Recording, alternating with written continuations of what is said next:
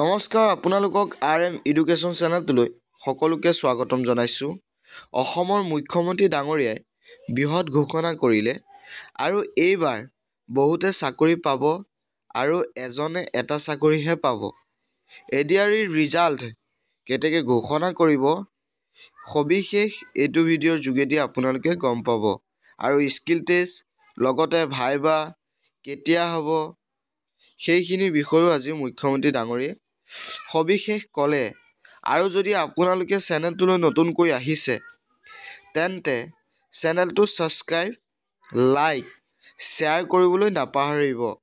যিমান পাৰে বন্ধু বান্ধৱীলৈ শ্বেয়াৰ কৰিবলৈ নাপাহৰিব। আৰু এনেধৰণৰ আপডেট আপোনালোকে এইটো চেনেলৰ যোগেদি পাই থাকিব। চেনেলটো ছাবস্ক্ৰাইব কৰি থ'ব। আৰু আমি দেৰি নকৰি ভিডিঅ'টো আৰম্ভ কৰোঁ। যোৱাবাৰ যেনেকৈ এডিআৰি গ্ৰেড 4 হওক বা গ্ৰেড 3ত এজন ব্যক্তিয়ে কেইবাটাও চাকৰি লাভ কৰিছিল, এইবাৰ এডিআৰি গ্ৰেড 4 হওক বা গ্ৰেড 3তে এজনে এটা চাকৰিহে পাব। যদি দুইটাত যদি পালে তেতিয়া লটাৰী ছিষ্টেম হ'ব বুলি মুখ্যমন্ত্ৰী ডাঙৰীয়াই ঘোষণা কৰিছিল। এইবাৰ বহুতে চাকৰি পোৱাৰ সম্ভাৱনাটো বেছিকৈ আছে। আপোনালোকে চিন্তা কৰিবলৈ প্ৰয়োজন নাই। আৰু ৰিজাল্ট অতি সোনকালে দিবলৈ গৈ আছে।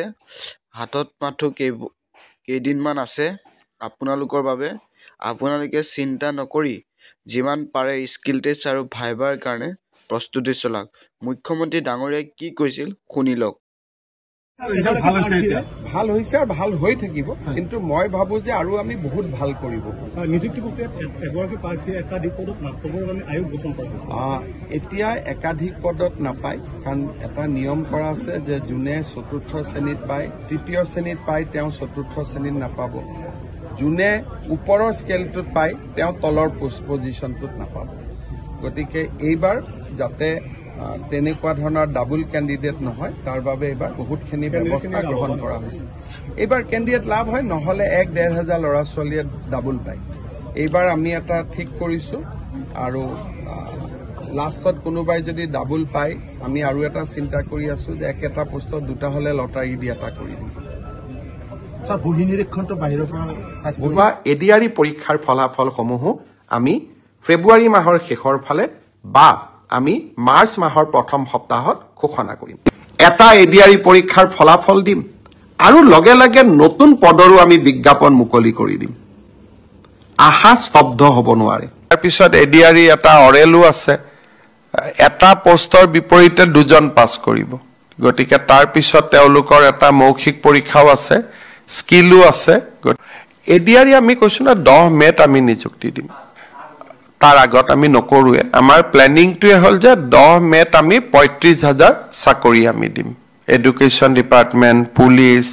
গতিকে এডিআৰি প্ৰক্ৰিয়াটো কৰোঁতে আমি 10 মে'লৈকে লৈ যাব খুজিছোঁ, যাতে 10 মে'ত গভৰ্ণমেণ্টৰ চতুৰ্থ বছৰ হওঁতে আমি 30-35 হাজাৰ আৰু চাকৰি দিব পাৰোঁ। আৰু প্ৰতিশ্ৰুতি মতে আৰু 15,000 পদ আমি তেতিয়া বিজ্ঞাপনো মুকলি কৰি দিম। আৰু চতুৰ্থ বৰ্গৰ আটাইকেইটা পৰীক্ষাৰ ৰিজাল্ট আমি ফেব্ৰুৱাৰী মাহৰ শেষৰ ফালে বা মাৰ্চ মাহৰ প্ৰথম সপ্তাহতে দিবৰ বাবে আমি চেষ্টা কৰিম। ইতিমধ্যে এই গোটেই প্ৰচেষ্টাবোৰ আৰম্ভ হৈছে, আৰু আমাৰ প্ৰচেষ্টা হ'ব যে নিৰ্ধাৰিত সময়ত এইবাৰ আমি প্ৰতিশ্ৰুতি দিয়া অনুসৰি 30,000 নিযুক্তি আমি যাতে সমাপন কৰিব পাৰোঁ। ফিটনেছ আমি পাছ কৰিলোঁ। এতিয়া লিখিত পৰীক্ষা কেতিয়া হ'ব?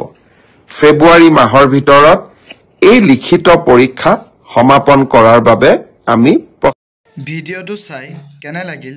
যদি ভাল লাগিছে চেনেলটো ছাবস্ক্ৰাইব, লাইক, শ্বেয়াৰ কৰিবলৈ নাপাহৰিব। কাৰণ এনেধৰণৰ আপডেট আপোনালোকে এইটো চেনেলৰ যোগেদি পাই থাকিব। যিমান পাৰে বন্ধু বান্ধৱীলৈ শ্বেয়াৰ কৰিবলৈ নাপাহৰিব। মুখ্যমন্ত্ৰী ডাঙৰীয়াই কি ক'লে আপোনালোকে হয়তো সবিশেষ শুনিলে, আৰু সেয়েহে আপোনালোকে এতিয়া স্কিল টেষ্ট, ভাইবাৰ আদিৰ বাবে প্ৰস্তুতি চলাবলৈ আৰম্ভ কৰক। আৰু যিমান পাৰে বন্ধু বান্ধৱীলৈ এই মেছেজটো দিবলৈ নাপাহৰিব। সকলোকে ভিডিঅ'টো চোৱাৰ বাবে ধন্যবাদ জনালোঁ।